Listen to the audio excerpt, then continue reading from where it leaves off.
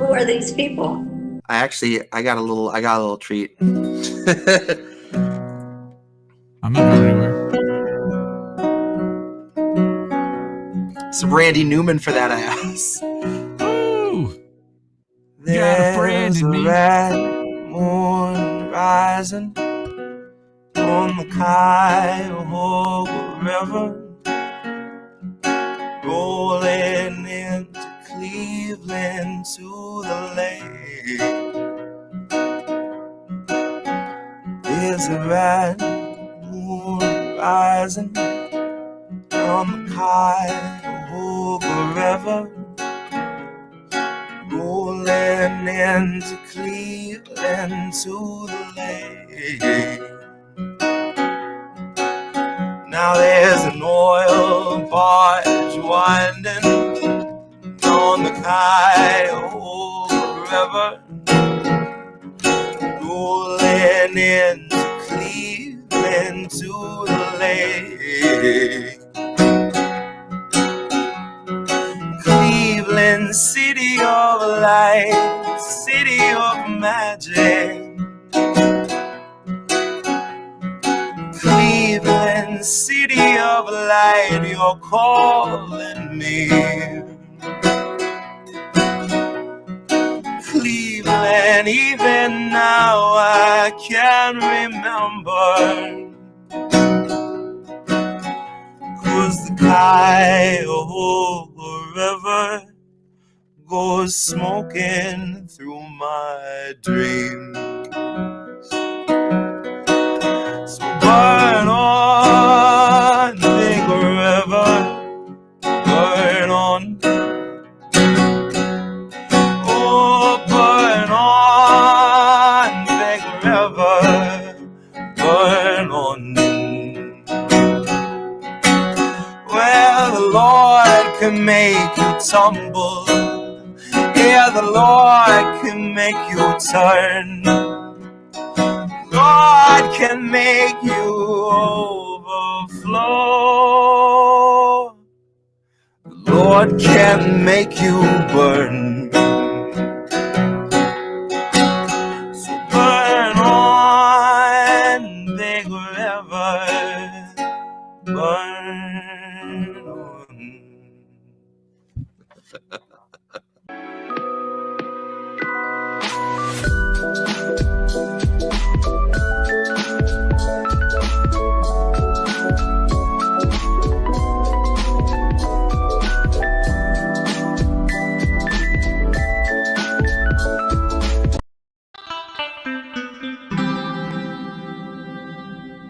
Who are these people? Okay, yeah, this is the Dust of Better Days.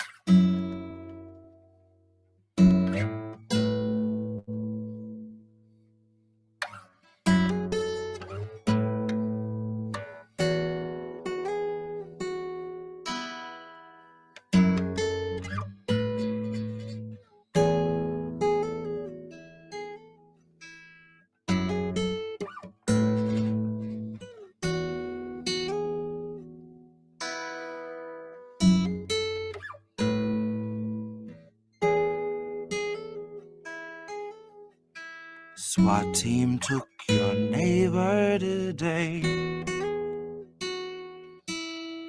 Watched them as they walked him away. You told yourself extremists come in all different shapes. Met his eyes and lowered your gaze. But is it too late for us to ever change? We're collecting the dust of better days. They're always watching us, but we're never safe. We're not meant to be safe, not meant to escape, not meant to wait.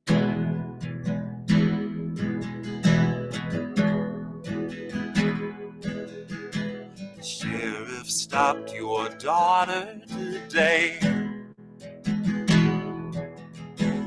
Pepper spray waiter twice in the face. He must have had good reason if he'd treat her that way. At least that's what they taught you to say. But is it too late for us to ever change? Once we're collecting the dust of better days, they're always watching us, but we're never safe. We're not meant to feel safe, not meant to escape. We aren't meant to wait.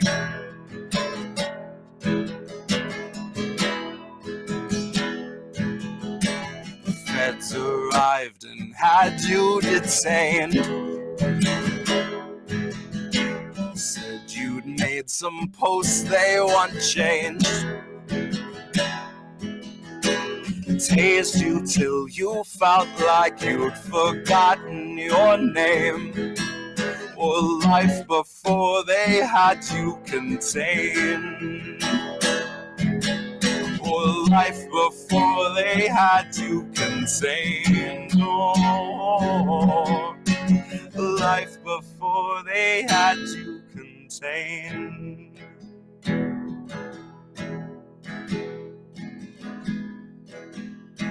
SWAT team took your neighbor today.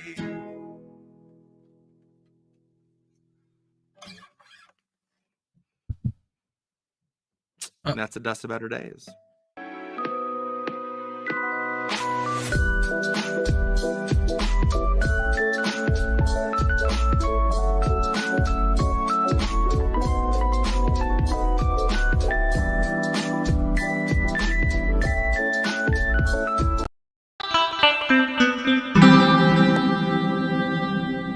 Who are these people? Okay.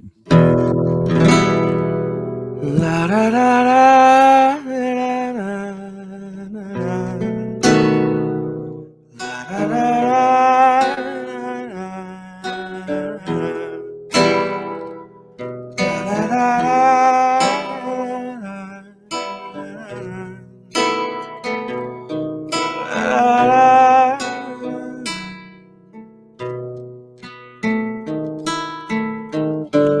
Last stand, I came to deliver.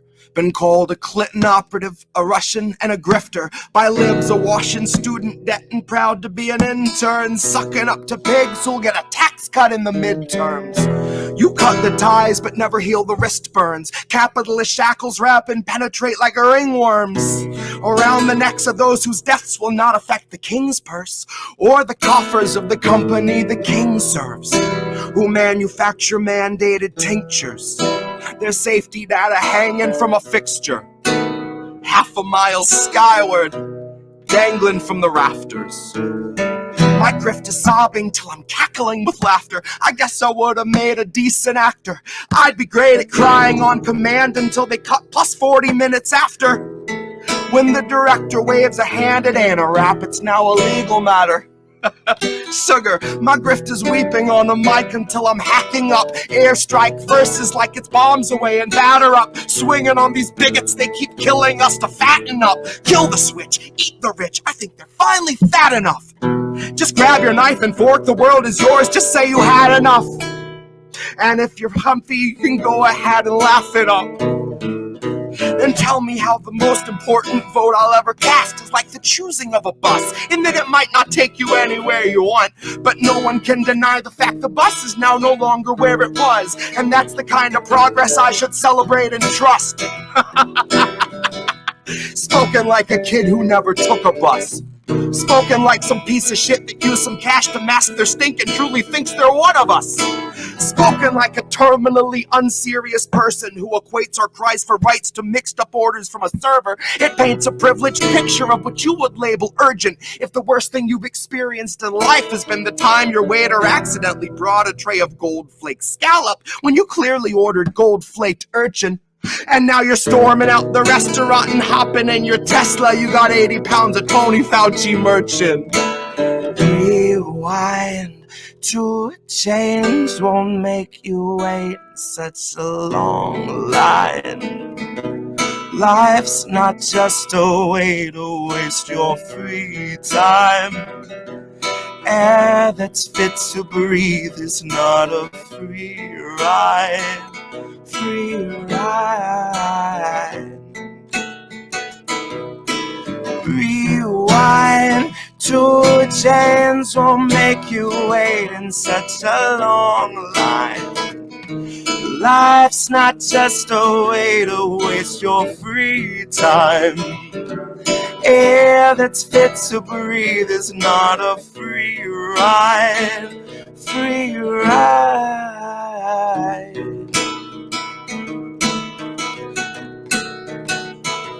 No, it's best to place your bets on weaponizing the identity of every limp progressive claiming grassroots integrity. Policy's a slippery slope for all of its complexity, so flex your brave resistance with this Ilhan Omar NFT. It's numbered 1 of 723, and each depicts her valiantly championing a bill before she lays it at a donor's feet. And she can throw her hands up in the air with AOC and say, if only Nina Turner could have voted present too, that's why we need another seat. We need some more progressives we elect to only tweet, who live to serve Humana, and their label of elective slapped on every patient's gravest needs. And every station plays the theme that medical professionals agree on the effectiveness and safety of injections authorized for this emergency. And in purely unrelated news, the profits of the ones who manufacture vaccines just increased by nearly $36 billion with a fucking B. Christ, sometimes it feels like we're the only ones that see. Sometimes it feels like all of us are lost at sea. And every time we think we see an island on the tip of the horizon, it turns out to be another measure making sure we're kept in the watchful eye of murderous authority. So I guess my grift is crying for the future they denied us, where the people who would buy us are a mockable minority. And we are more than genomes under warranty. We are more than serfs in constant quarantine. If I had a single breath left, I'd let the chorus scream that I denounce our leaders claiming none for all and more for me. None for all and more for me. None for all and more for me.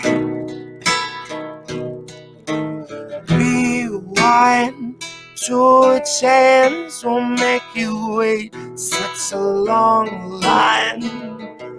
Life's not just a way to waste your free time.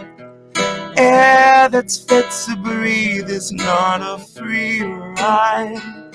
Free ride. Oh, rewind to a chance will make you wait such a long line.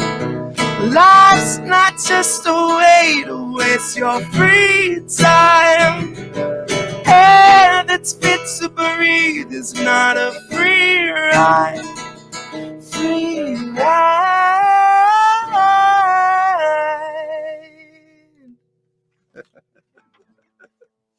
Oh, and that's the grift, folks.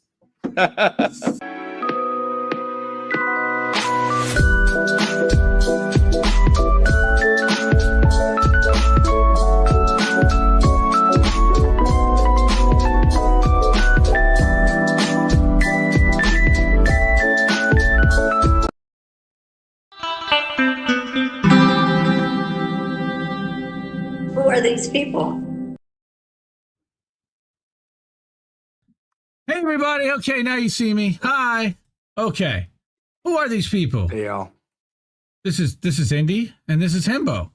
And this is Nobody Wants to Work Anymore. We still don't. No.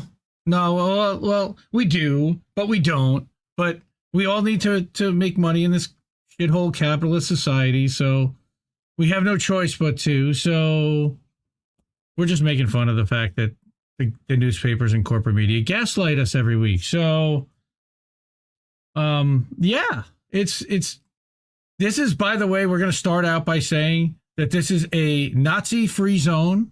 though we have a Canadian in the house. I'm going to give him a chance to have the microphone and speak for his country.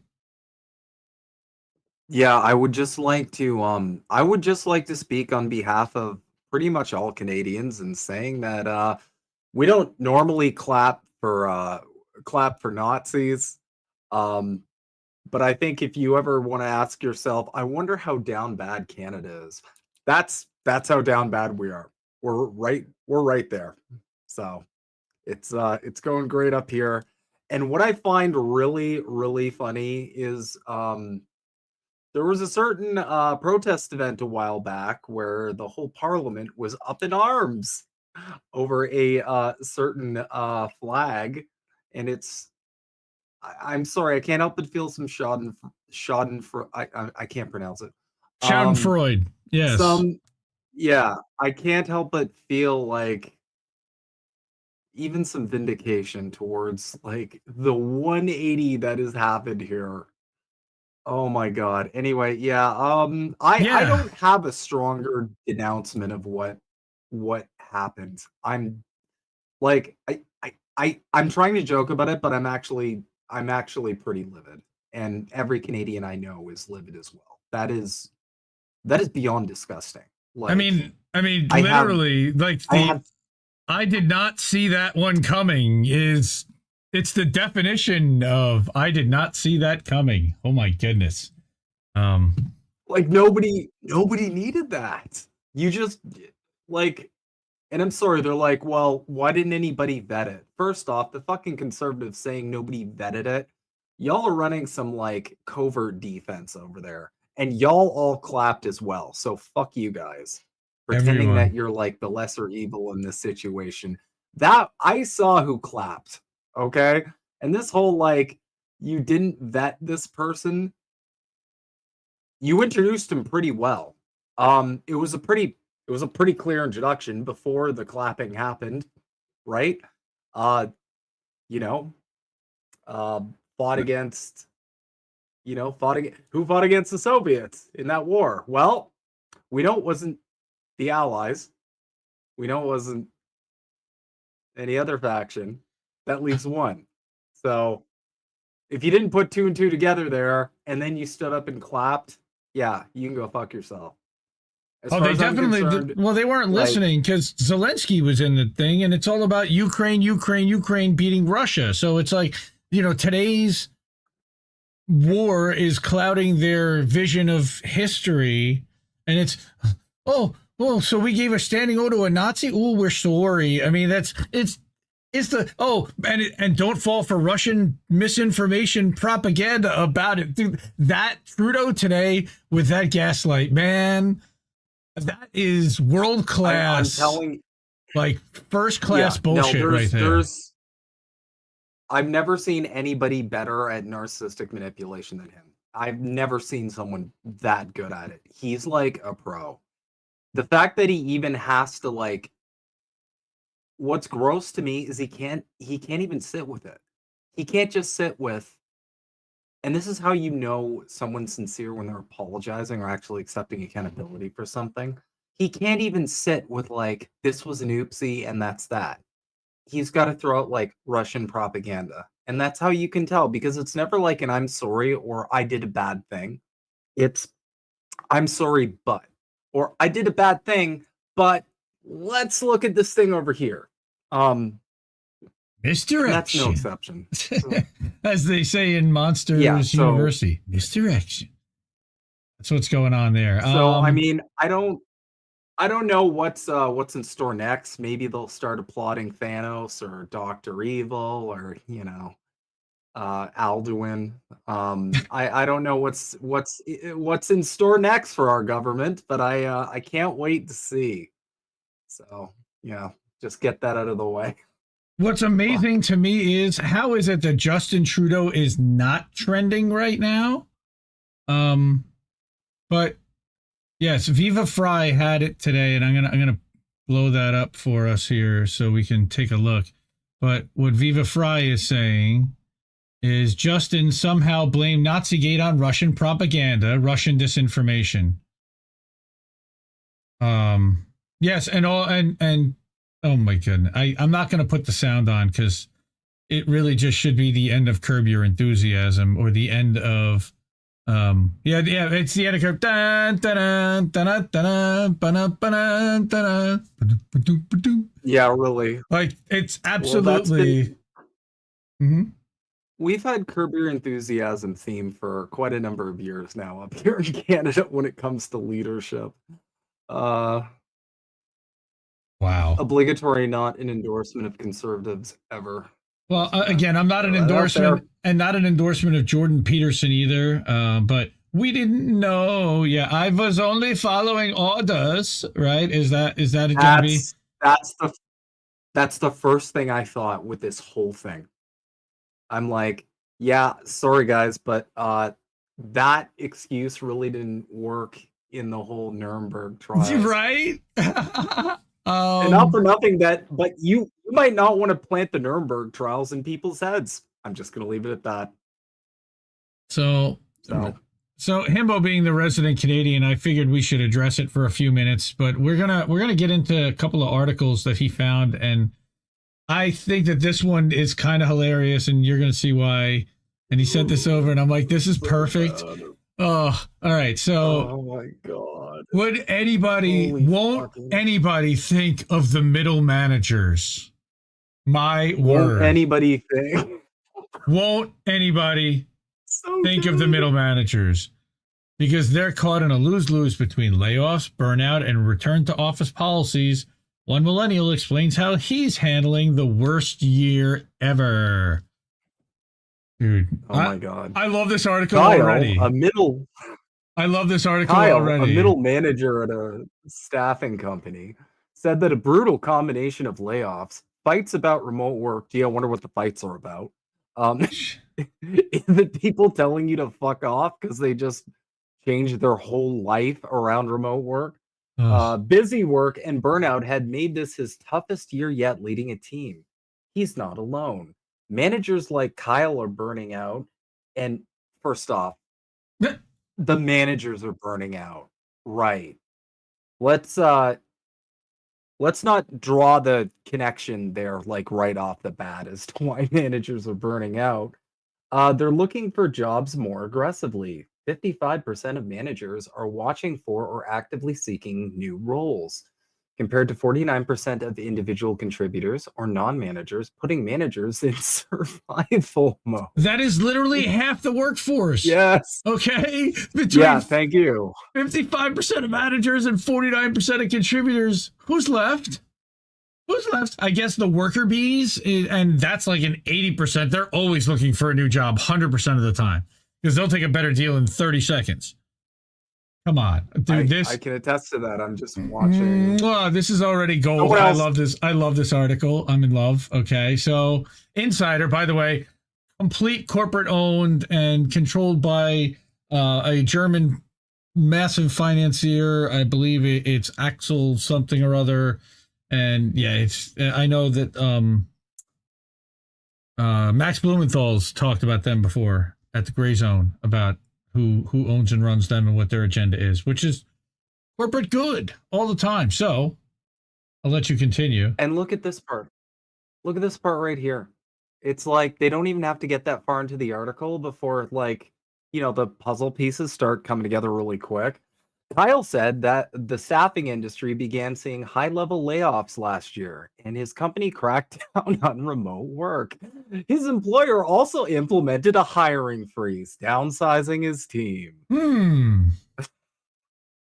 Well, that would suck. We've lost a lot more tenured people, so we've had to rely on a lot more inexperienced people, plus myself as a manager having to step in.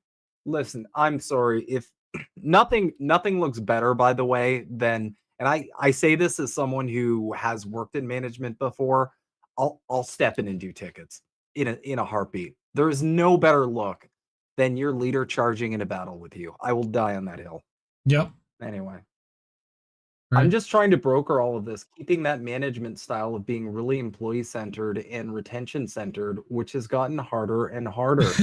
He said these losses. This shit triggered me right now because we talked about what happened to me, and I'll go into that at the end a little bit, basically where I'm at. He said these losses, including offers he had to revoke, which I'm sure that's happened to other people. It happened to me directly right at I was about to as I've explained here before, right as I was about to take my wife out for a celebration dinner, this company was like, "Sorry, we forgot somebody in the company wanted it." Were devastating to his workload, as he needed to take on the work he would have assigned to others, meaning he's had much less time to grow and coach and grow his team. He called it a nasty attrition cycle. Mm-hmm. It's tough to watch a team that you had built lose people who have been with me since 2017 and 2018, Kyle said, especially when you've worked so hard to keep them in the first place. That's just so depressing. It's like he literally, I just see him sitting there in his Zoom call, like, please, man, just stick it out. Just stay. Please. I know you're making minimum wage, but we need your labor. Okay, Please. It's not my fault that the CEO is exploiting us. He's exploiting me too, which is actually probably true. It's terrible. An earlier Gallup survey found that among companies that are making cuts, middle managers are at the greatest risk of getting laid off this year. This has put more pressure on managers to do their work while also navigating additional challenges that emerged during the pandemic. Now, what usually happens as someone who did manage a team who got laid off, what that means is they are they're going to almost certainly outsource the labor, and they're not gonna like restructure. What they're gonna do is they're going to take the existing managers and they're just gonna make them work more. They're gonna give them more direct reports. They're gonna give them a higher workload, and then what they do is they use those managers who are laid off, and the same goes for workers, really.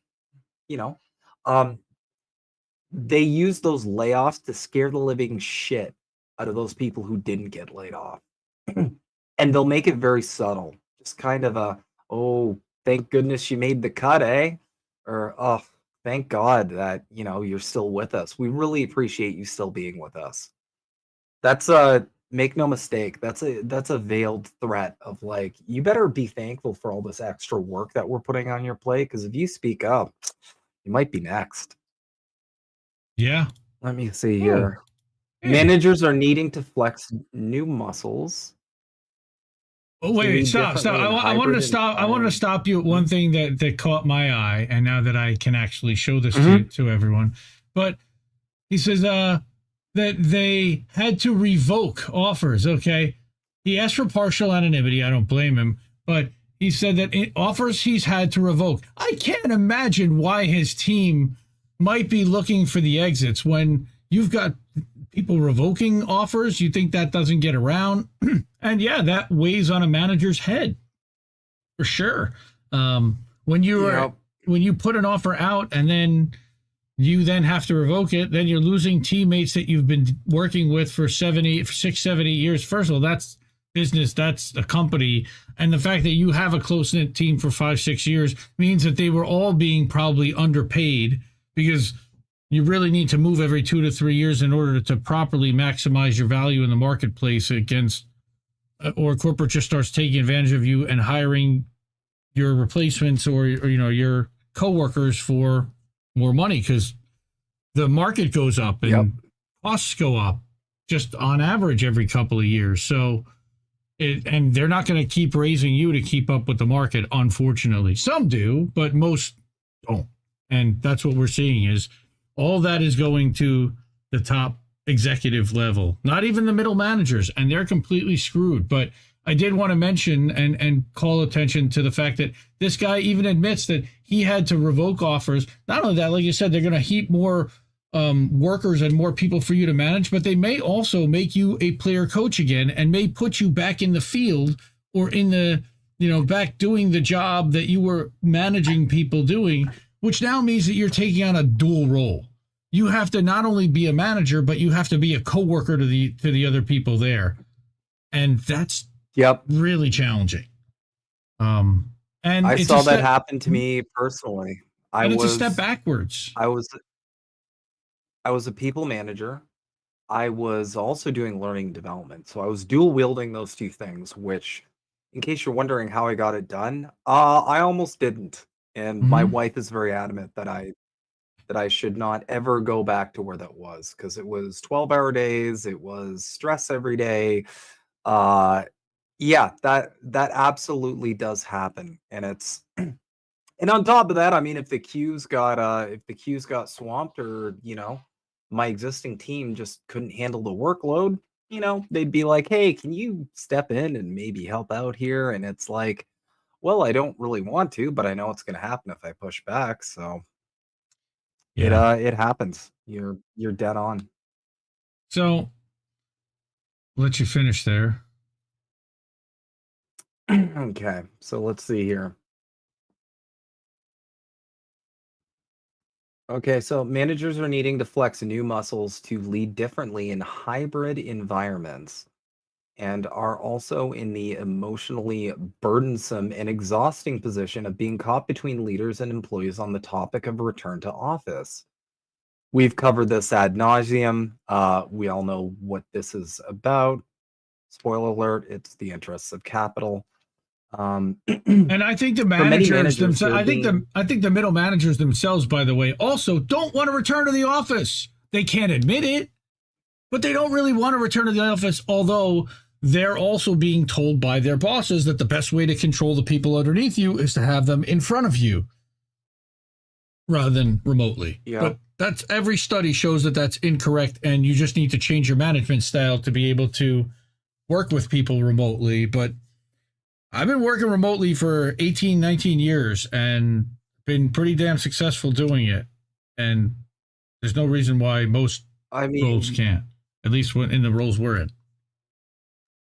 the funniest thing about this piece of propaganda is like they're acting like key performance indicators aren't like just that they don't exist. Mm-hmm. They're just like, no, you have to helicopter manage your people because we have no other way of keeping track of their productivity whatsoever, Like you're which not already tracking it is all through a CRM tool and ticket systems yeah. and time management. I mean, they're already managing you down to the bone anyway, to the point where they know what you're doing pretty much as it's happening, and they want that real time update because they need to update their investors and they want to be micromanagers to make sure that you're not going anywhere.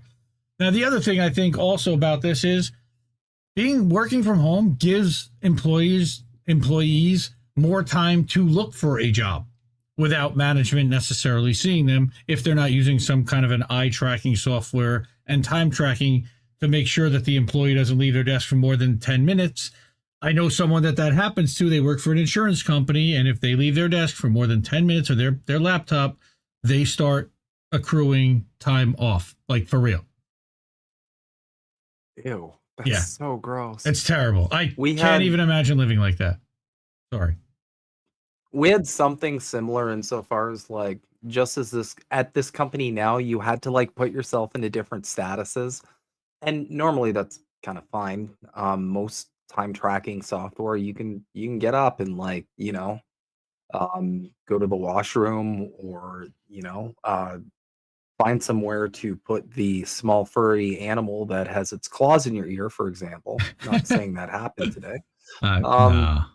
but there's some of them that are programmed to like they're like response programs. So like after a while, if there isn't any input on the computer, they'll go into like a like an idle status. And then sure enough, whenever that's happened to me for one reason or another, you're getting flooded with DMs by a supervisor human saying like, "Hey, are you okay? What's up? What are you doing? I need you to go back into status." So yeah, that's awful. The fact that it turns into time off, but some corpulent sociopath thought up that idea and thought, "Hey, you know what? Like, you know what would be a really great way to save a lot of money? Um, if Bob ever has a heart attack mid-shift." Right? Sorry, that's awfully morbid, but I'm in a morbid kind of mood. Um, if someone's ever away from their position for 10 minutes, we can just stop paying them, which is unhinged because it's like, first off, no, you're paying for their time. Okay. If they're stuck doing your job shit for 8 hours a day, you shouldn't be like nickel and diming that time, but my God, do they nickel and dime them? No, they're putting you into basically break mode. I wouldn't say they're docking you, but they're putting you get a certain amount of break time every day, and that's what they start accruing break time if you're away from the computer for more than 10 minutes because they figured yeah, God forbid you were on a work phone call away from your computer. We're in the bathroom. It's gross. Anyway, so Heather Barrett is saying that it's exhausting to be caught in the middle, which managers are, and then I sidetracked us like I do. But go ahead, I'll let you read this one. This one's your deal. Yeah. The conflicts about remote work, coupled with new metrics his team needed to meet, have worn him down. Okay, Right. New metrics his team needed to meet. We all know what that means. Increase sales. More. Increase your sales. We need you to do more tickets an hour. We need you to take more calls an hour. We need you to, collect more succulents an hour. Wow. Garfield reference. Wow. It's on top of an increasing workload, and it's like it's right there. This is like another version of nobody wants to work anymore in an article, but it's pointing out in plain day throughout the whole fucking article, like, oh no, that actually makes a lot of sense. All of his problems are actually caused by this this bullshit. That's why. Right. All this on top of an increasing workload that he had to take on after some tenured staff were laid off or quit. Wow, it sounds like I your don't even office. know I don't even know who to feel bad for. Yeah, my office, I think someone else quit today, by the way. Like, my office is just hemorrhaging people. We can actually talk about that a little bit. I had an exit interview today. That was interesting. We could definitely talk about that. But, he's making calls in between one-on-one meetings and putting it. Oh my God! This is putting literally an hour or two extra every day to get it done. This is what I was just saying: is that he's now got to do two roles. He's got to manage people, but he's also got to do their job at the same time and manage a load of tickets. And how do you? That's hard. You either manage or you play. A player manager is very, very hard to do, and they have to reduce the number of people that you manage, which they don't, and they reduce the number of tickets or things that you should be able to handle quota wise, which they don't. So yeah, I got two small kids at home. Yeah, now I'm just like, oh man, fuck. Well, I'm also sitting there like I've been there. I've completely been here, watching like your whole work-life balance just turn into all work, and you're just like, why am I even alive? Well, and you think that at one point. And here he is saying, watching my own work-life balance evaporate, partly because of return to office. He's got 2 hours a day of commuting time now that he's got to deal with, plus whatever, getting downtown, parking, traffic, coffee, all the other crap that goes with that. And now you have to leave your two small kids at home every day in the morning. Where's Daddy going? Versus Daddy's going downstairs in his pajamas to do work. It's fucking awesome. Yeah, and it's not just that. It's like that shit adds up. And one thing I feel like that's in like an unspoken kind of communication is one of the plus sides of remote work is that like you've got someone who doesn't have like an hour and a half commute each way. So it's like it may feel like it's easier to get them to work overtime or put in more hours because they can justify it in their heads by saying like, oh well, it's just an hour. I would have spent this time in traffic anyway.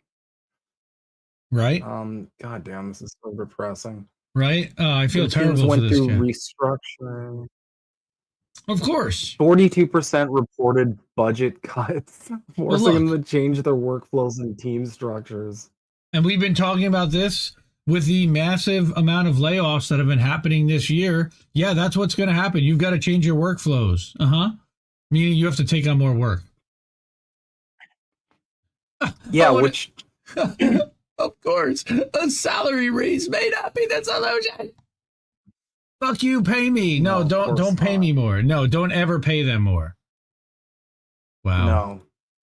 Of course not. That can never be there's never going to be an article that's like, maybe if we just paid people more. Like, it's never going to be it. I'm surprised they're not like, perhaps the key is more pizza party. Wow. Yeah, this is such a black hole. But again, it's how it was presented at the top. We talked about this Business Insider article a couple of weeks ago and how misleading these corporate articles are. But if you just read through them, they tell you exactly what the problem is right there. They don't really spell it out for you. You have to kind of read between the lines a little bit like we're doing, but it's not hard to see that return to office is causing a major stress problem for this cat, and he would do much better working from home more often. So yeah. Here you go. Some of it comes from why having to create return to office or hybrid policies that match the desires of work.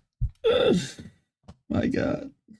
The problem is, like, they hinge everything on the headline.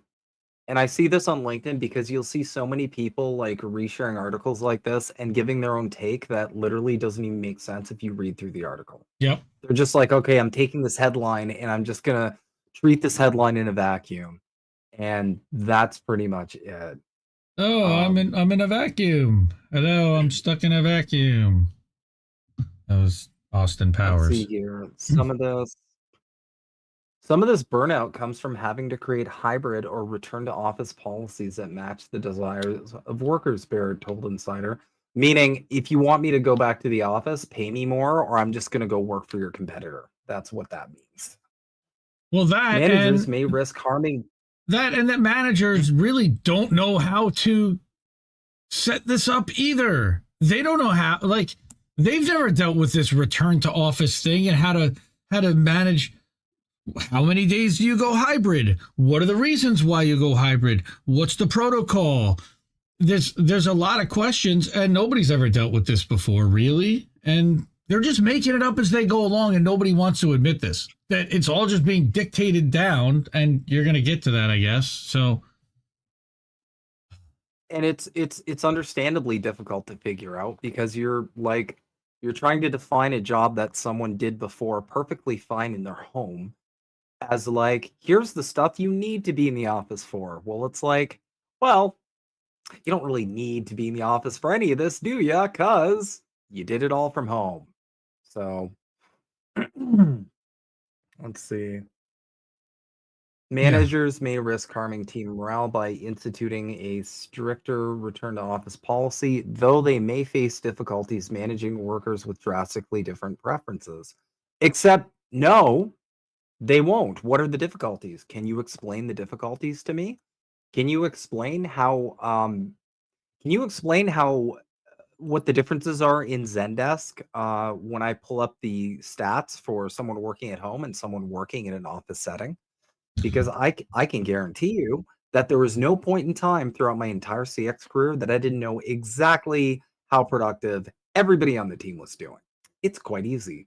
And it didn't matter if they were working in an office. It didn't matter if they were working in another country. It's all right there. So, well, what they want, they're talking about water. They're talking about water cooler shit. They're talking about camaraderie. They're talking about getting to know your coworker, I think. And that doesn't really happen anymore. As often as people are moving around, as often as, like, the way that this job market is, it's just so rare that you see these close-knit teams that stay together for a long time. And to force it because by location, force this kind of relationship building that, oh, they're going to feel bad about leaving their coworkers. You're kind of dealing with that now, but you know what? And now you're like, you know what? Fuck it. Like, this company would cut me tomorrow. It's not about the coworkers because they'd cut them tomorrow too. They're nice people, but we're all here not to make friends. And go ahead. I mean, yeah. And it's like, And it's like I told the dude I did my exit interview with today. I straight up said like I don't want to leave, but this job just doesn't pay enough money. Um, and I feel like that's kind of a useful tactic too. You get these coworkers who become friends, and all of a sudden the work thing, work becomes like the second family, memes aside. And all of a sudden, the concept of leaving means you don't just leave like one workplace for another workplace. Um, you're leaving interpersonal relationships. And I feel like remotely it's more difficult to foster those interpersonal relationships because you are removed. There is a distance. And I've made some incredibly close friends from the work from home environment, some who I speak to every day. Um, but I feel like there's a much lower chance of that happening as opposed to like a whole team that you see every day that you kind of have to talk to and build relationships and build rapport with. I feel like it's just a much lower chance of you having that like complete camaraderie. And, that makes the prospect, like we talked about, of, looking around and seeing what else is out there. And if the grass is greener, it makes it a lot more daunting. So, Yep, for sure. all right. Contemplating calling it quits. Kyle said his flexible management style in past years paid off as he had high return. What does flexible management style mean? I feel like Meaning, that means having a drinking problem, but, well, that's me. part of it, but it's also empowering their people and not micromanaging because he lets his people be successful on their own. And he was flexible in how he allowed them to operate. But he's got to be a lot more strict. Like he said, he's had to crack down on company policies. I knew that's where he was going with it. Go ahead. No, that's and I was forced to do that when we had a client that just like out of nowhere started demanding like way more productivity. I had to go from like, I'm on your guys' side to all right, I have to be on these guys' side and also like poke a red hot fire poker in their butts because I don't want a bunch of these people to get laid off. So I know that. I feel it. Yep.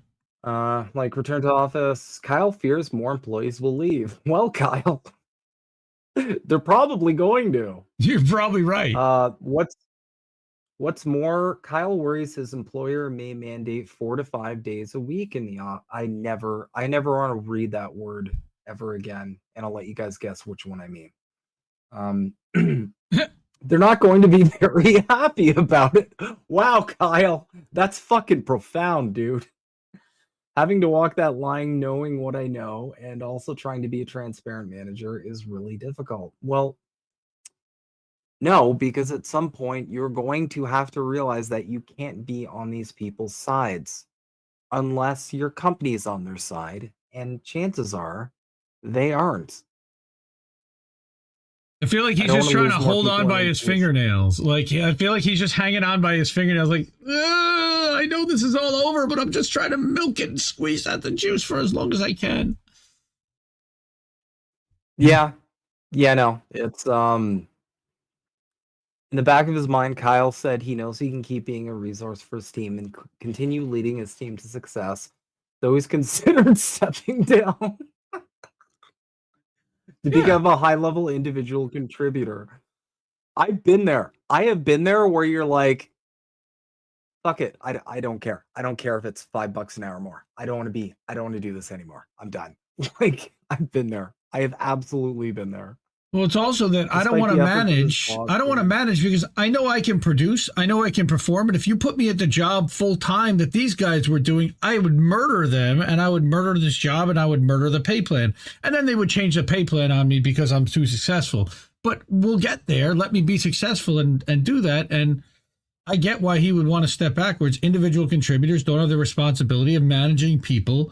And all they have to do is just deliver on their accounts and deliver on their sales. And it's a lot of times about their effort, their hustle, their connections, and their skill. There's always some way to kind of squeeze it out if you were an individual contributor. Whereas as a manager, you are dependent completely on somebody else doing that and accomplishing that. you're dependent on a bunch of people delivering, and honestly, like it just the stress level goes through the roof. It absolutely goes through the roof because you're not just worrying about yourself now. You're worrying about a whole group of people. And if you're a kind of manager like me who can be a little on the softer side, um, that sucks. It hurts, especially when one of your teammates, you might think they're great and care about them, but they're not delivering, and at some point you're gonna have to drop the hammer. The level of stress is just if anybody's considering becoming a manager, I would ask you to speak to a lot of people um, who work as a manager and ask them to be very transparent and honest about like what the cons are.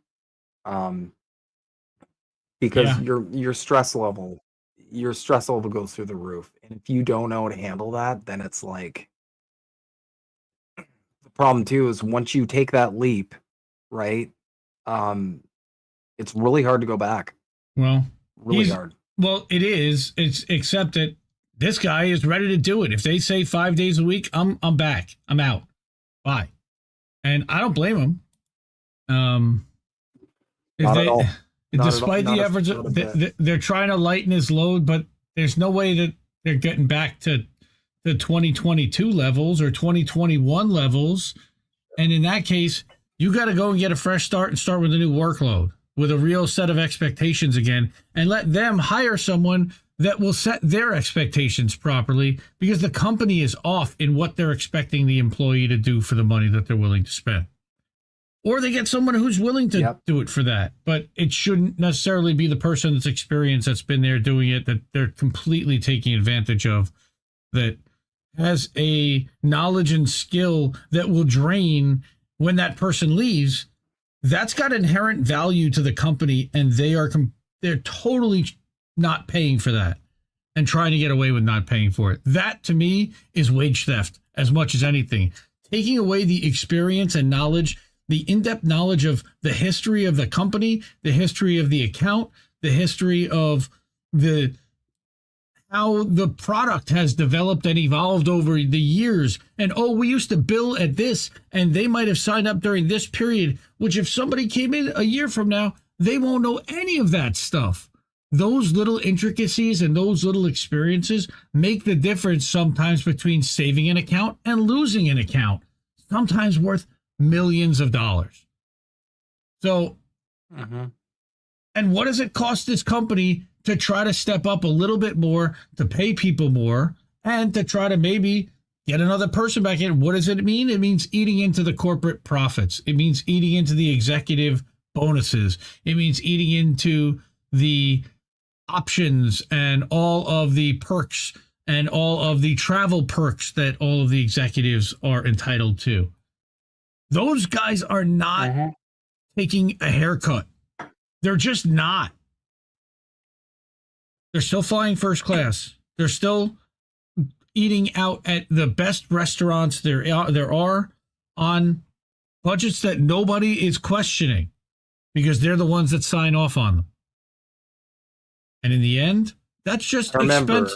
That's literally, they're draining the corporate profits, which they would then need to share with shareholders and employees in order to live the fat life.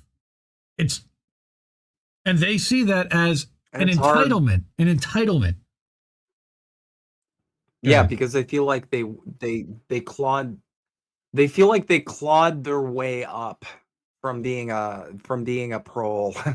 They feel like, oh shit, I clawed my way out from this exploitation. I'm not going back down there. And that creates this, like, I've always felt like it creates this anxiety within where it's like, I remember when I was poor and I never want to get back there. Right? And not for nothing, but some of those bonuses are fucking bonkers. Like they're insane. Yes, they are. I've talked to some of the higher ups, and I'm like, really? You make that much a bonus a year? That's unhinged. Yep. And once you realize all of that is because they can basically pay their workers, the people who actually are why they have money to spend in the first place, because they're not the ones doing the tickets or making the sales. Um, you know, it's that's why I completely forgot the end of that sentence. But my point is, um, it's all of that, it just comes at being able to like have those conversations with workers and saying, sorry, look, man, I know you guys are struggling to make rent. I know you guys are on food stamps. But you know what? Like the company can't, it's not in the company budget for us to increase your compensation. And I've seen some of the most ludicrous I've seen some companies have some of the most ludicrous um like foot dragging, heel dragging rather, like on earth. I found out through this whole like, are we gonna have a bidding war thing, that like the promotion that they had in store for me wouldn't even have been as much as this offer would have been. And I'm sitting here and I'm like, you guys are really like, this is how down bad we are. It's like, don't pay $1 more. Don't pay $1 an hour more. You can't do it. And then the eventual resultant effect is articles like this, where we're seeing the ripple effects of just how much of a dumpster fire work in general in 2023 is. Won't anybody think of the middle managers? I mean, they're making comfortable livings and they're driving nice semi-luxury vehicles and they've got kids potentially in private schools. And yeah, no, I'm not really crying for them, but I understand where they're coming from. They are literally, the reason why they're middle managers is because they're caught in the middle between the owners and the workers, and they're basically management directed to tell the workers that things are about to suck because they overhired in 2021 and 2022. They cut production. Then they used every excuse to squeeze everybody and raise prices. And we've got inflation going through the roof. Wages are not keeping up with it. Cost of living is going substantially higher. And people have less disposable income or no disposable income when they were already pretty much flat broke. So, man, I mean, they're basically there to make the worker okay with their own exploitation. Well, and they're there to make sure they're there to roll up report to ownership on exactly what the worker bees are doing, because the ownership can't check in on every single employee. That's what the functionality and the reason why they're there in the first place, and why they're paid relatively well. They are kindergarten teachers in a lot of ways. I like to call pretty that, much. Which is one of the reasons why I've enjoyed being an individual contributor and haven't really made that push to go into management, is because I kind of feel in a way like it is babysitting. Well, it's coaching in a lot of ways. It's also babysitting. And that's because maybe I see it how, from the divas like I am personally, I know that I would be a difficult person to have to manage, for example. All right. So we're about 40 minutes in already, 45. I wanted to get to this other article that you brought about Seattle and what's going on in this in this little town. And I found this fascinating, and the visuals are gorgeous. Oh my God. This is beautiful. The Columbia River from White Salmon in Klickitat County. Wow. I mean, that's stunning imagery right there, I have to say. So the article headline, though, is even better. White Salmon, a Gorge vacation hotspot, can't staff its restaurants. Wait, what? Why? Well, combined shortages of labor and affordable housing have plagued vacation hotspots across the PNW. Yeah. This actually, I saw this a couple summers ago up in pretty much our premium like bougie vacation spot up here in Canada, a place called Muskoka. Hmm. Um, it's got like some of the cottages, they're unhinged. I saw this one cottage that had a helicopter pad, for example. Um, my mom's cousin took me on a boat tour, and this other cottage has a fucking watchtower. Why do you need a watchtower to go fishing, sir? Like, and they're experiencing the same things because everybody was talking about how like it's impossible to find any kind of real estate. There's nowhere to live. And sure enough, every single one of these bougie like restaurants had a help wanted sign. And there was, I remember we tried to go to dinner this one day, and the restaurant was closed because they literally had nobody to work. Um, they just couldn't find any staff because they were in this conundrum where it's like, okay, well, there's tons of rich people here, but we've got nobody who's willing to work for, a server wage or a line cook wage, because the only people who can afford to live in this whole area have to be rich. Right. So, Or their I kid, get it. you got their kids maybe, but you're not getting quality work, full-time work, et cetera, from the kids of the rich people that live in the nice houses, probably in these hills right here in these trees. And this is, I'm guessing, the entire town. You've also probably got some nice houses along the water, maybe with some boat slips, for example, maybe going back a little over there. So what's going on in White Salmon? And we will go into reader mode, even though I love these pictures. I mean, just wow. We'll look at some pictures afterwards, but why this vacation spot can't staff its restaurants anymore, right? The Columbia Gorge vacation hotspot of White Salmon draws tens of thousands of visitors and weekend warriors annually. On a bluff overlooking the Columbia River, 30 miles south of Mount Adams, it's right on the Oregon border. Town of about 2,600, which is about the size of the town I grew up in, not this wealthy, is the gateway to a hotbed for kayaking, windsurfing, whitewater rafting, mountain biking, skiing, as well as burgeoning wine scene. No surprise when you've got the bougies. Good luck scoring a dinner reservation during tourist season, though. Why? Because in White Salmon's bustling downtown, a bounty of help wanted signs hang in restaurant windows as many servers, cooks, and other blue-collar workers have been priced out of town. So, as developers court vacationers with short-term units, affordable rentals, and housing in general has become scarce. What a surprise.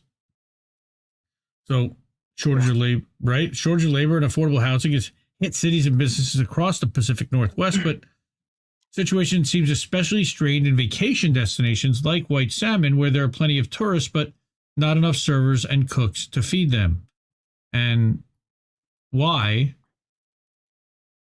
Some restaurants have now shifted from full service to counter service, requesting customers bus their own tables. Wow. Okay. Other restaurant owners They're turning their high-end restaurants into cafeterias. Other restaurants are housing their own servers and cooks who otherwise can't afford to rent in White Salmon. So literally, like, I sold my soul to the company store. Like, now I got to live on premises or have the owner of the restaurant subsidize my housing because the rest of the area is too expensive and he can't get workers. So it's a cost of doing business, I guess, so you can write it off. But Oh man. alarmed by the housing shortage. We're flirting. We're just flirting with feudalism. We are flirting with it, lads. Serfdom. I mean, God literally, damn. you're talking about serfdom. Yeah. And then it's well, I'm giving you housing, so I'm not going to pay you a living wage because I'm covering your housing costs. So now I'm only going to pay you enough for your food and your incidentals, your gas and wherever. But you work at the restaurant and you live here, so what do you need gas for? You know, this is what it's going to turn into, and this is where it's going. Wow, alarmed by the What's housing. that phrase again? Something about owning nothing. That's right. Right, and being happy, right? being happy. It's all going in a it's all going in one direction. Huh. The town set aside real Oh my estate god. to build more low-income and affordable apartments and townhouses, and the city council even stopped the developer from turning a mobile home park into another pricey subdivision. So they're further trying to gentrify the area and squeeze out the workers. Restaurant owners have warned that the lack of affordable housing will wreck many small businesses and in the long run upend the town's tourism industry. Yeah. Yeah. Oh, wow. See, look, most people are making $24 to $45 an hour after tips, and that is not enough to live here. $45 an hour. Wow. No, it isn't. The sad thing is, like, that's not. There's a lot of places that isn't enough to live, and people are being gaslit and thinking, like, oh, come on, you make this much. You should be able to, just, shop, buy a lot of canned tuna. Well, on a 40-hour week, that's not even what? That's right. 24 is like 50K. Right? Yeah. 24 is 50, yeah. So 15 is 30K, 30 is 60K, 45 is 90,000 a year, which is a decent living, but still, if you're in a luxury resort area, 90,000 a year isn't going to get you rent anywhere close to that resort area. Well, can you imagine, like, in Hawaii? Yeah. So isn't that sad? Yes, it is. It's sad that, but then again, you can't pay $50 for a hamburger and a beer when you go into these bars, and they're stuck because they're like, we can only charge so much for the food, and then we've got to pay our help X amount. It's becoming impossible to operate a profitable restaurant.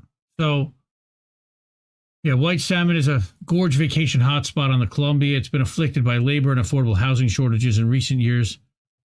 Yep. In downtown White Salmon, there are dozens of bars and eateries, including tasting rooms, a mezcal bar, the White Salmon Baking Company, which draws lines a block long at 8 a.m. Sure. All right. Businesses in down could cobble together a staff drawing workers with big tips from vacationers and the surrounding mountains and water, but those lures don't reel in much kitchen help when there's nowhere for workers to sleep. Dude, the saying cobble together a staff, it's just like, it's so absurd. Well, it's holy fuck. It's literally stealing labor. It's stealing labor and it's wage theft. And they have to steal wages because it's the only way that they can, like, survive business wise, unfortunately. So on a drive around town last month, this guy Ubaldo pointed out an apartment across from City Hall. A handful of families living there moved out because they couldn't afford the rent increase. Some of the apartment homes have been converted to short-term rentals, like they said, for tourists, and that's also a problem.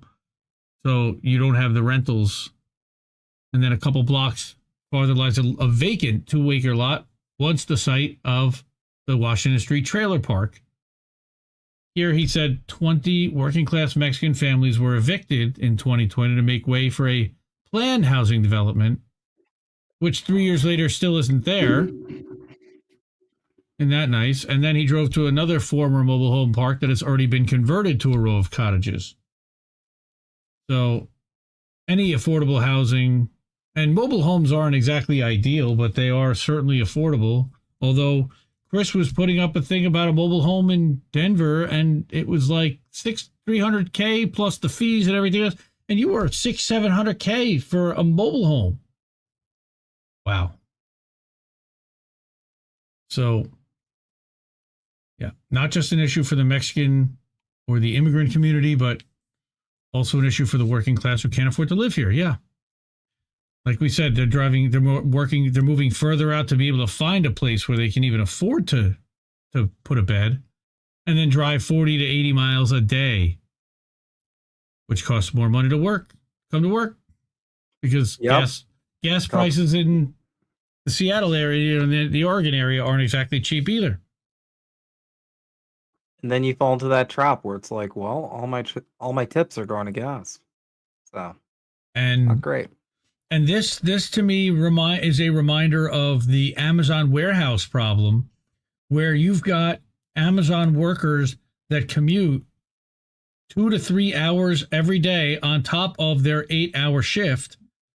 And between that, eating, showering, catching up on a phone call or a TV show once in a while, that's life. 6 days a week. And the 7th day, you do laundry and you run errands, if you're lucky. I mean, it's living to work. It costs more money to come to work in White Salmon, so some find other jobs. Of course they do. They have to.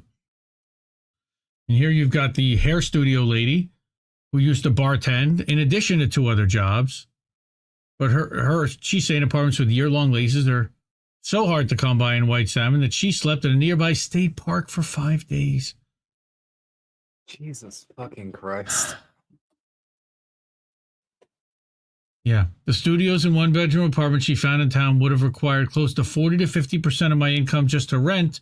And that would have included utilities on top of the fact that you have to come up with first, last, security deposit. So that's 2.5 times rent or 3 times rent to start, plus move-in costs.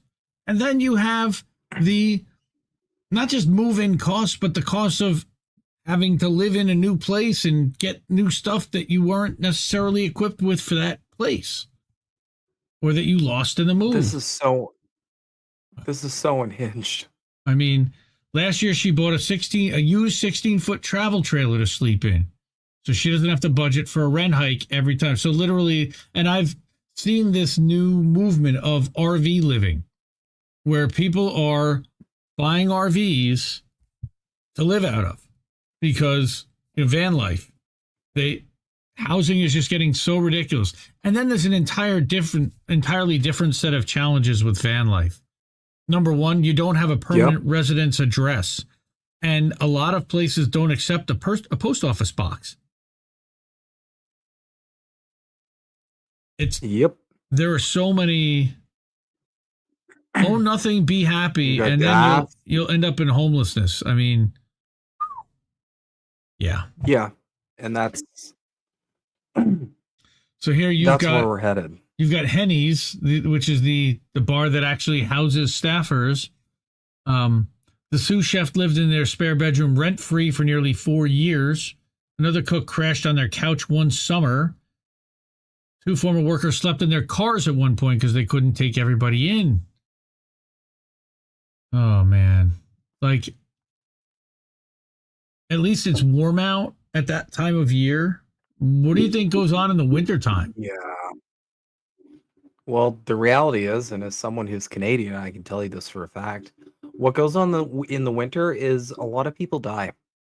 Yeah, and that's a harsh reality that people need to accept. Okay, that's what happens.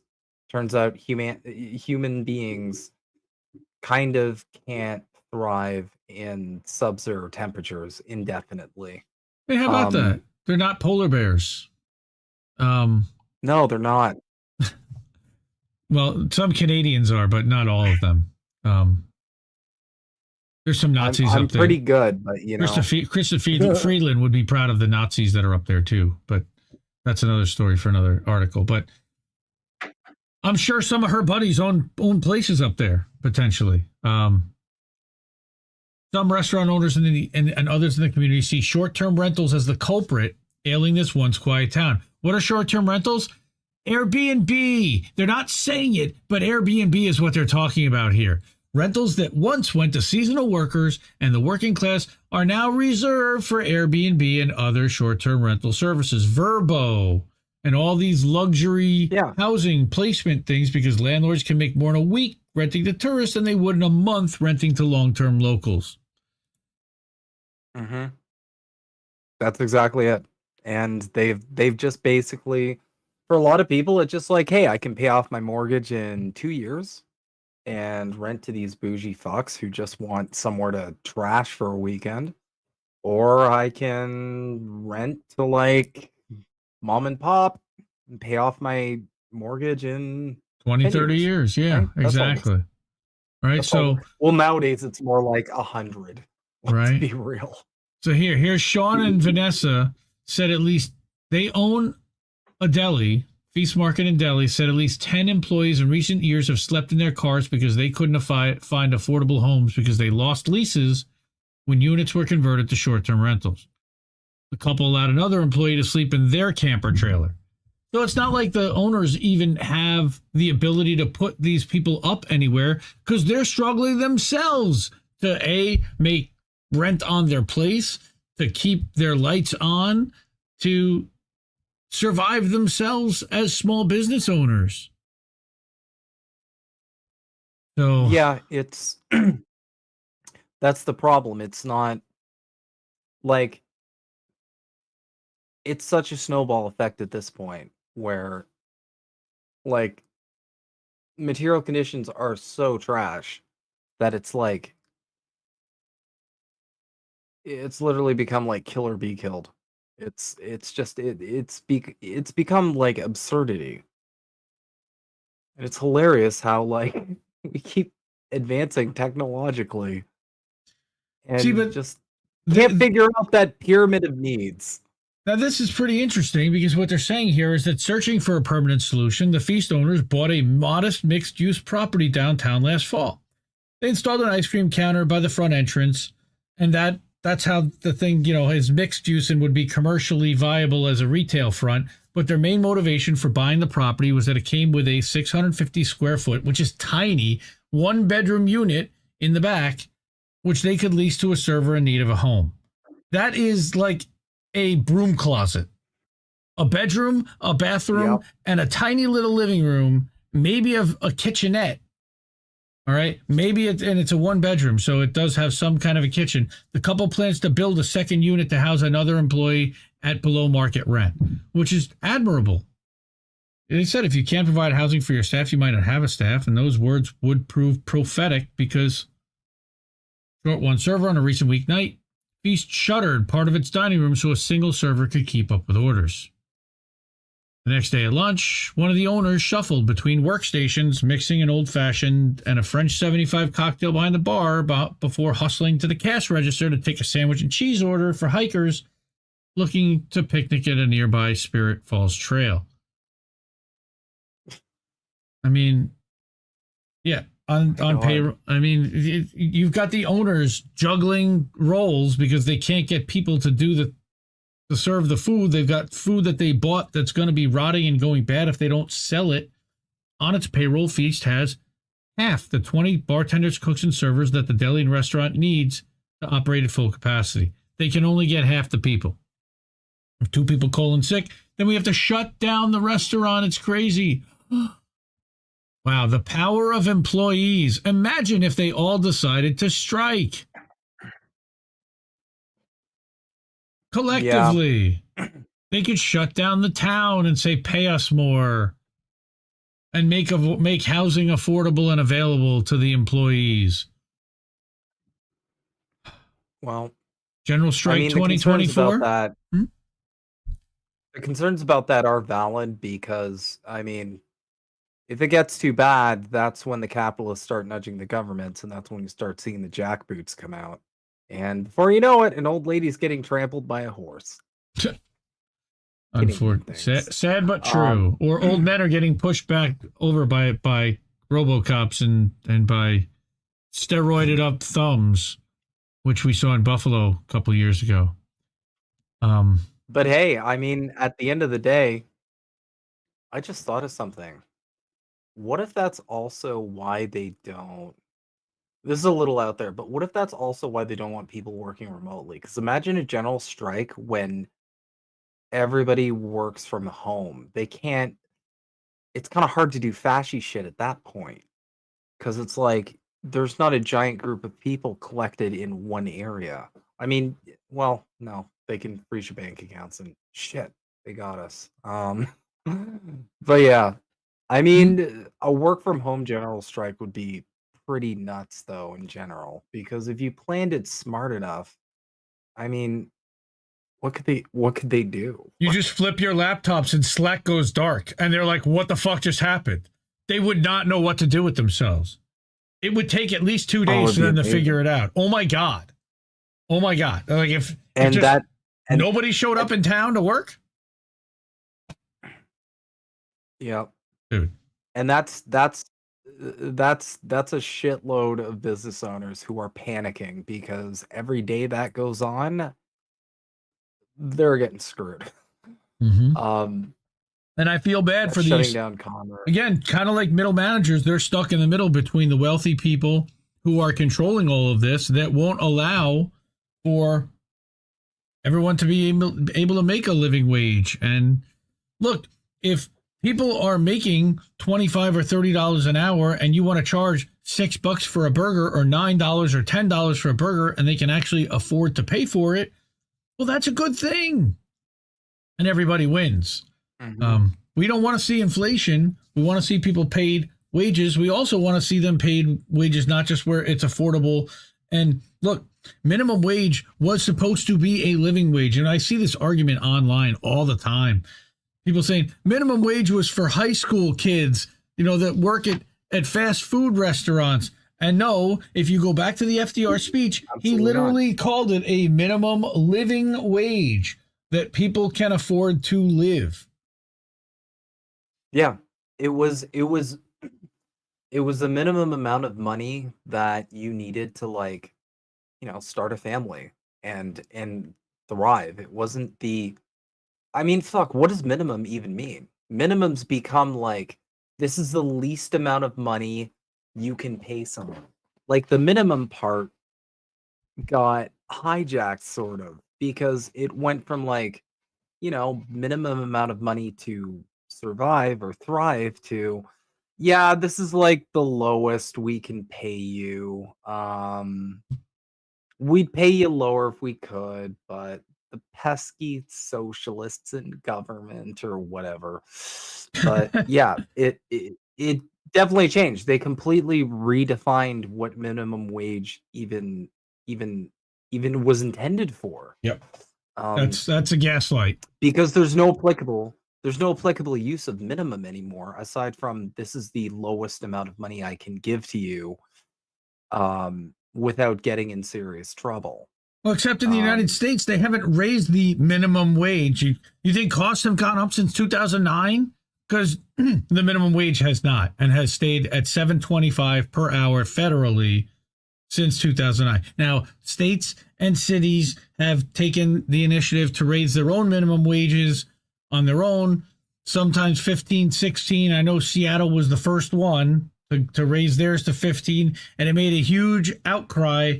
And as it turns out, they did much better in the end because they paid the people and they had more disposable income in their pockets. Go figure. But here, in getting back to this article, in the Hood River, just across the Columbia from White Salmon, the owners of the critically acclaimed Sheidlower restaurant and bar bought a 3-story house to rent out to some of their cooks, servers, and other sports staff, charging employee tenants about $400 each per month. Otherwise, they might not have enough front and back house help stay open either. So they're subsidizing it and charging low wage rent. I'm sure the places are not luxuriously outfitted. Campbell's Resort on Lake Chelan reported it was short some 100 workers, nearly a third of the usual 330 it typically staffs at the start of the summer. That's a big resort. I mean, you're down a third of the workers. The resort converted 2 houses into shared living spaces for seasonal workers. And so now what they're doing is they're giving up houses from resort space in order to be able to house the workers on site because the workers can't find local housing that's affordable. This is wow. I'm sorry, this is just so ridiculous. Wow. This is such a clown existence. And this is I know all everybody's to this is kind of this is all to feed the uber wealthy, by the way.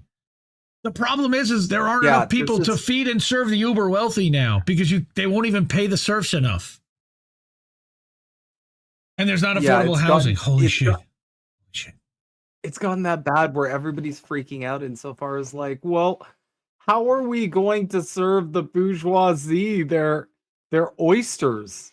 How can who's gonna give Margaret, her Tom Collins. This is Like, literally the owner class. It's how not even bad the it bougie. It's the owner class. Who's going to serve the owner class in the country clubs? They come for the fancy dining and the yachting and the kayaking, because we know that very few poor people kayak. They usually don't even have the time to do so, let alone can afford the equipment or the trailer and everything else that it requires. But these issues have alarmed the white salmon community enough that the mayor and city council at one point called for a temporary emergency moratorium on construction projects as well as permits for short-term rentals to address the affordable housing shortage. But that hasn't helped. Since then, the town set aside land to build more affordable housing. You know, you could have just reinstated the mobile home parks, you know. But long-lasting solutions take time. Yes, because you leveled the affordable housing that you had. And the scenic town is running out of room to grow. There you go. Rolling at 1.5 miles square, the town has 117.5 acres of developable land. Okay, let's say that 3 times fast. Developable land. Oh, boy. Per Klickitat County's Buildable Lands Inventory Methodology Report. Because everybody, that is a hotbed of reading activity, let me tell you. You need something to fall asleep to. That's it. This is such unbelievable clown shit. I'm sorry, this is so fucking goofy. I have no words for how goofy this whole situation is. Wait, but they don't even really in a have society that made sense. This would never be a thing in a society that made sense. Bro, but we live under a clown system. Have you ever played the game SimCity? Like, this is where they've had the industry and the commercial, like, you've got no housing and you've got too much commercial. Yep. And it's like your balance is completely off and you're going to have to fix it or your town's going to fucking fall apart, man. That's what's going on here. Yeah, it's literally SimCity. Like, we learned about city planning thanks to Axis Games in the 90s. But here's some developers even suspect there's less than 117.5 acres, since some lots sit on steep, rocky terrain where it would be too costly to run sewer and water lines for housing. They'd first have to do blasting in order to be able to even run lines. And we know that they don't want to do that. So, like many ski towns and once remote locales that have become vacation destinations, they limit the number of homes that can be used for Airbnbs or similar rentals, declaring last year that no more than 10% of the homes in any neighborhood can be used as short-term rentals. Maybe they'll have to claw that back some more. White Salmon has 41 homes designated as short-term rentals, town records show. And you know that there's even more than that because you've got the illegal ones. But according to AirDNA, which is... Fuck. You want to talk about a grift? A research firm that tracks vacation rentals. Bro, that's a firm in hell. That is a firm on one of the 9 layers of hell. You know what they do? They probably set up some kind of an API and they paid each one of these fucking companies, Vrbo and Airbnb and all these things, a licensing fee to be able to access their data and let them participate and say, we're going to, share this study out. Who's funding this? Who's funding this? This is some kind of travel industry that's funding this because AirDNA, how do they make profit? All right, so the average cost to rent a vacation home costs $268 a night in July. Nice. Multiply that by 31.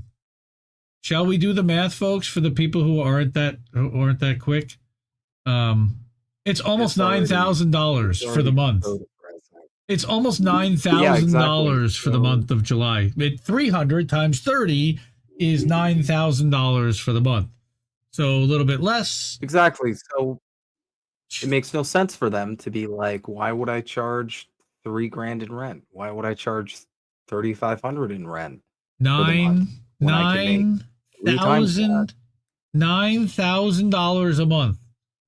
Multiply that by 12 months, and that's after-tax income you need to have to be able to live in a short-term rental in this town. Now, not every house costs $9,000 a month, obviously.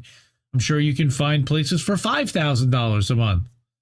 But that's still only one part of your income. Okay. Yep. The low housing stock has resulted in bidding wars, of course. So Zillow estimates that that the average home value in White Salmon has skyrocketed at 62% the past 5 years, thanks to the pandemic and BlackRock and Vanguard. And $715,000 is the average home in White Salmon, which means that you've got a ton of $1 million homes and up to be able to balance out these smaller $500,000 cottages that they've got.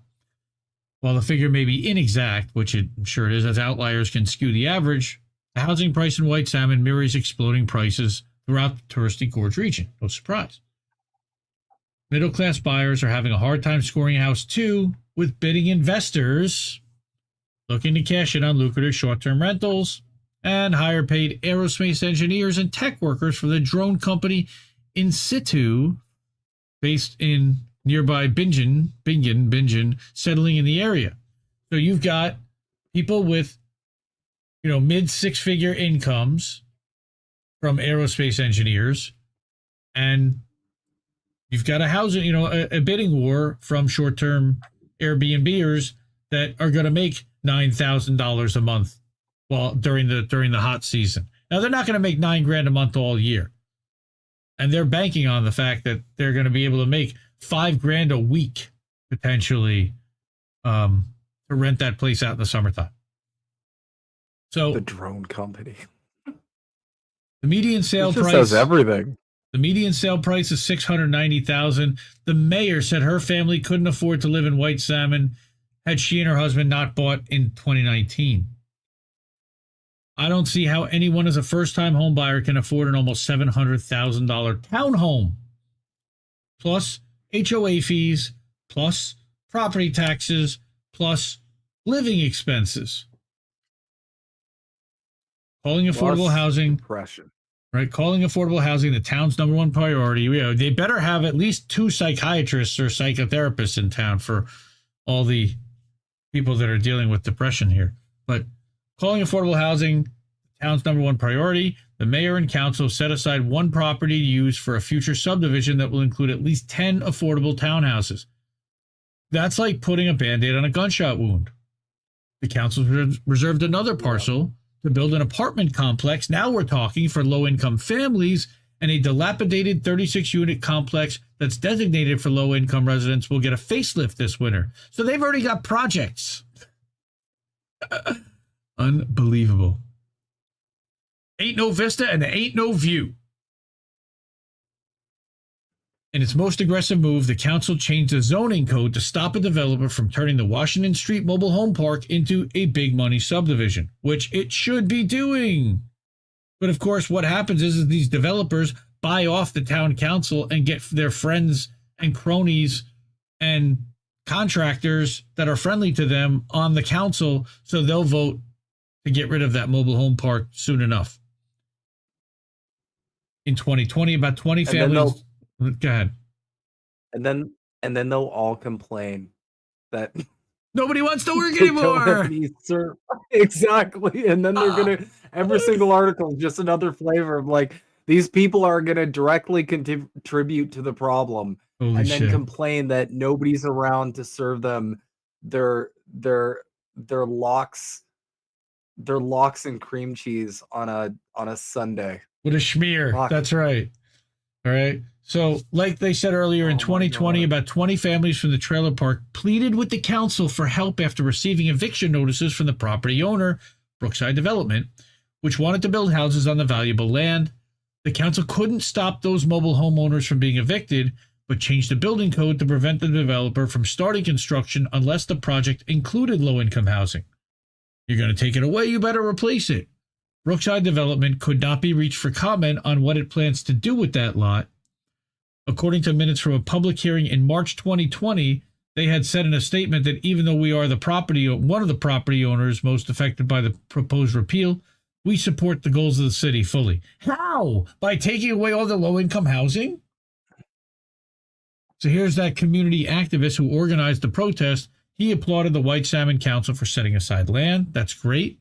They need us. Who else is going to clean up those rentals or work in those restaurants if we're not here? That's what the robots are for. I know you were taking a hit, but I know that's where you were going with that. Yeah, no, exactly. That'd be great. Like, that'd be another good kind of general strike. In addition to a general strike, you get a bunch of hackers to like reprogram the robots to just give Karen the middle finger. Right? But yeah, Man. I mean, We live in hell, folks. In case you didn't know. literally, Nobody wants to live anymore. Nobody wants to have housing anymore. I mean, it's just like you can't. Both of those articles, but the second one is like far more clownish because it's got like so many different parts.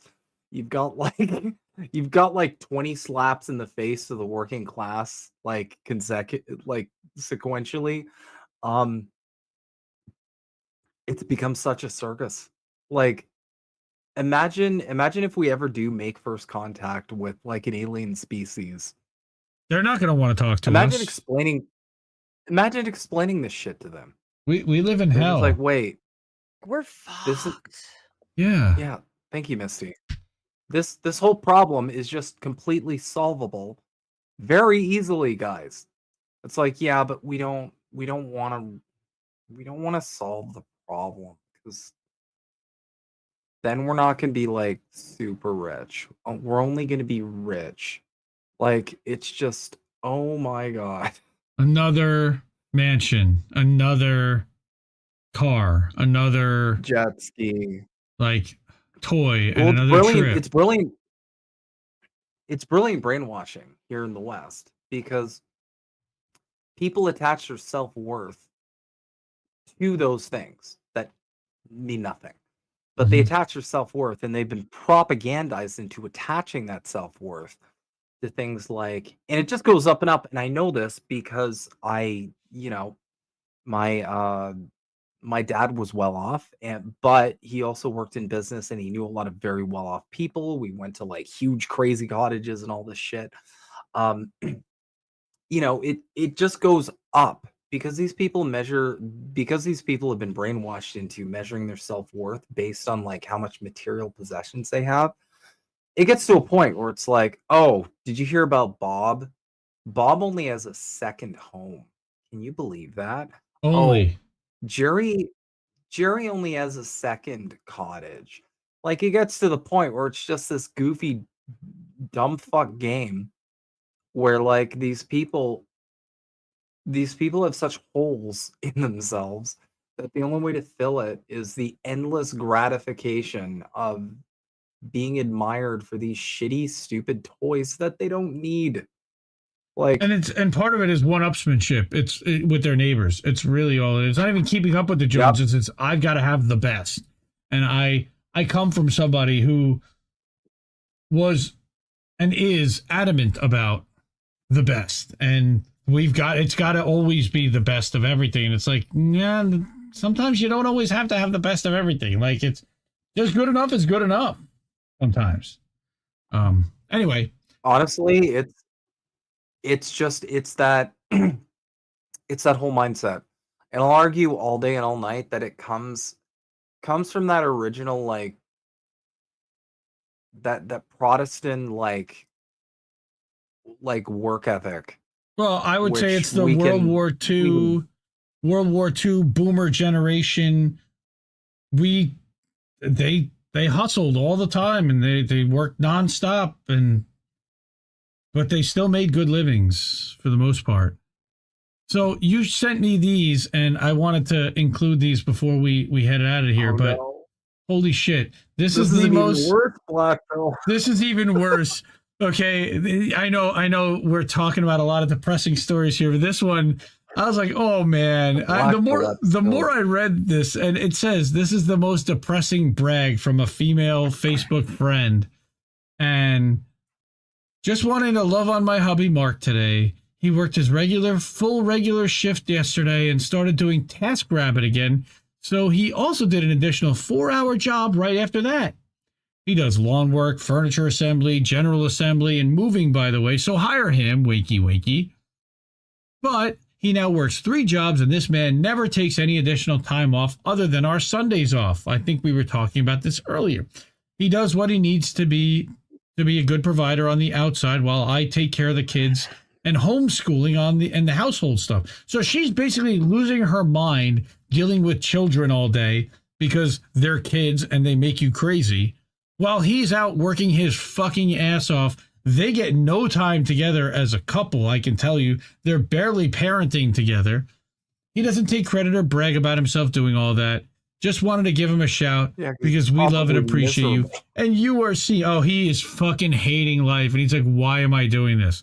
Honestly, and I don't want to use the word, but like, this is why guys do that. And they start thinking that I'm literally just living to feed and help and house these other people. And it's never about me. I never get to enjoy shit but on a Sunday. And we've seen the rates increase the last couple of years, especially in young parents and fathers, as they realize that they can't provide. Oh, that weight is so enormous and a lot. And it turns to substance abuse and addiction. I've seen guys get addicted to heroin and all kinds of junk out of depression because they feel inadequate for not being able to provide everything and just basics, food, clothing, housing, rent. I mean, that's. Meanwhile, mom here has kids with like no help. It's like they're both probably just miserable. Oh, at their limits. And there's no money coming in because he's got kids. He's already working 3 jobs just to be able to make ends meet. There's no money coming in. So that one's rough. And then oh my God. I just realized she does homeschooling too. Yeah, she's a teacher. Jesus she's homeschooling Christ. The kids and cleaning the house, doing the laundry, cooking the meals, dealing with the mommy. I need snacks. I need this every 5 minutes. Oh my God. I hope this wasn't from your new job. No, absolutely not. I think the benefits cover daycare, actually. I'll have to check that. This is illegal, by the way. All payroll information is confidential. Anyone caught discussing their pay with another employee can be grounds for termination. We'll fire you for talking about how much you pay. That is definitely an indicator that you're getting paid market value. Wow. This is a competitive salary, lads. You better not tell anybody. Probably, or you're going to lose it. Yeah, that's probably why they have that in there. I guarantee you, if I look this bullshit up, there'd probably be a post somewhere on LinkedIn where it's like, we pay competitive salary. But nobody has to talk about it ever. But wait, here, vacations must be requested a minimum of 3 weeks in advance and approved by both the store manager, the supervisor, and Cheryl. Okay. Vacations cannot be granted over national holidays, Christmas, or Thanksgiving. Only one person per store may be on vacation at any one time. Like, you're working for Nazis, guys. I hate to tell you, these are like the guys that showed up in Parliament. You've got literal Nazis here. This one, and then you've got a whole section on garnishments, right where I want to work. I'm going to sign off on the policy that tells me why you can keep the wages that I've already earned because of some bullshit rule that you've decided to make up arbitrarily. Dude, quit. Guys, do not tolerate this shit. No. The only way this shit gets better and we get more entertaining articles on how middle managers are at their limit are crying by pushing back on this bullshit. Okay, don't accept this, because the second you give them your consent for this garbage, it is a clear indication that it's okay to do so, and Yep. nothing is ever going to get better. Yep. Oh man, okay. I'm done with dystopian hell for tonight. We're at a good 90. Yeah, We covered these 2 articles. yeah, I think. Man, I'm glad I I'm don't gonna live go in White cry. Salmon. What the fuck? Yeah, seriously. I'm gonna White go. salmon. I'm gonna go curl up in a ball in the shower and cry now because you can't live, you can't survive, and you're minimum. And please, pour one out and shed a tear for the middle manager in your life, please. Yeah. May I make a plea for the middle manager out there? So, And actually pour one out for the poor white salmon people, because Jesus. Oh my goodness. Well, at least for the workers in White Salmon that are trying to work at a restaurant. But for the people that can afford to live in White Salmon, well, I'm very happy that you've succeeded, but you've got a serious problem in your town that you're going to have to address. And it seems like your mayor is trying to figure it out. The answer is you got to build more affordable housing, and you got to let the poors live with you. Because otherwise, there's going to be no one to clean up the stuff, and there's going to be nobody to serve the food, and there's going to be nobody left. And then it's breakfast jump up. You jump up and make it yourself. That was a terrible movie. Thank goodness the bougies. Thank goodness those bougies don't know how to cook. We'd be done. Holy shit. All right. We're out for tonight, folks. Again, like I say every week, keep questioning everyone's motivations. And I'll let this guy say goodnight, and we'll get out of here. I'm Snow Himbo. We'll try to make next episode a little more upbeat. I just rolled in with a bunch of black pills, but I think I saw this and I'm like, we need to cover this. This is clown galaxy we're living in. So thank you guys always for tuning in. And yeah, nobody wants to work anymore, I guess. Do that like thing. Make sure you hit the thumbs up. I didn't tell anyone to do that. Share the stream out if you liked what you saw. And I know that this was a little depressing. So if you want to bum somebody out and tell them how bad things really are, share the stream with them. And I'll say again, good night, everyone. Indie News Network, collaborative family of independent content creators. Co-hosted normally by me, Indie. I'm founder and editor of Indie Left News and Indie Media Today. I got Reef Breland sitting next to me. At Indie News. Is Andrew Rivera on The Handsome Cynic? It's Politics and Survival. My name is Jesse Jett. It's American Tradition. What's up, Space Monkeys? Welcome to Political Fight Club. I'm Robert Durden. I mostly make art for INN. Big Man Crab Joe. Keep up those great videos. Hey guys, it's Yeti. Coming at you. Hello, my name is Lucy from Blue Moon Red Wine. This is Chris Legion.